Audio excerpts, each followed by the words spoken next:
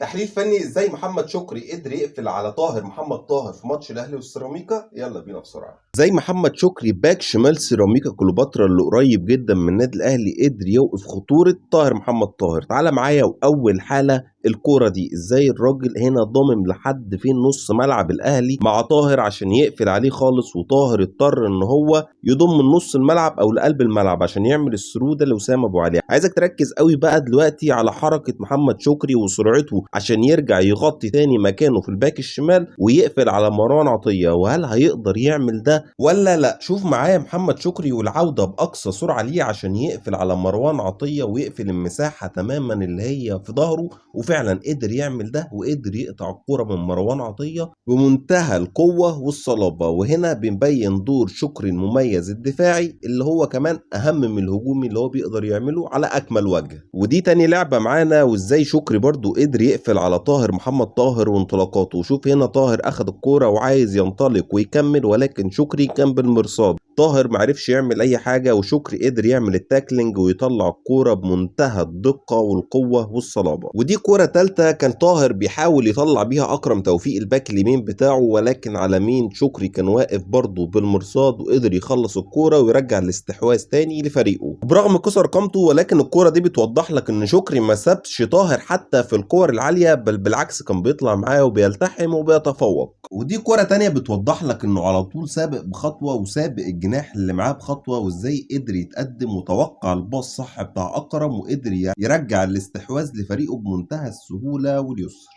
ودي كرة أخيرة معايا بتبين لك قوة شكري، إنه لعيب مش ضعيف خالص بدنيا، بل بيلتحم وبيلتحم مع مين؟ مع إمام عاشور، وبيقدر يرجع الكرة تاني والاستحواذ لفريقه بعد الالتحام ده. وبكده أكون جبت جزء من الحالات اللي أنا بتكلم عليها، لأن في حالات أكتر من كده قدر شكري يخلصها من محمد طاهر وقفل عليه خالص، وما شفناش أي خطورة لطاهر بسبب محمد شكري. اخر المفاوضات واخر حاجه وصلت للاهلي وبين شكري ان خلاص الموضوع خلصان، الاهلي هيدفع 15 مليون جنيه اللي الولد صمم ان هم يتحطوا في عقده، ان الاهلي لو عايزه يدفع 15 مليون وياخده، وخلاص على كده تبقى الصفقه خلصت ومبروكه للنادي الاهلي. وانا واحد من الناس شايف ان شكري لازم يرجع بيته تاني، لانه باك مميز سواء دفاعيا زي ما انا وريتكم كده او هجوميا. شير في كل مكان، قولوا لي رايكم في الكومنتات، ايه رايكم في محمد شكري باك شمال سيراميكا واللي قريب جدا جدا جدا من نادي الاهلي. سلام.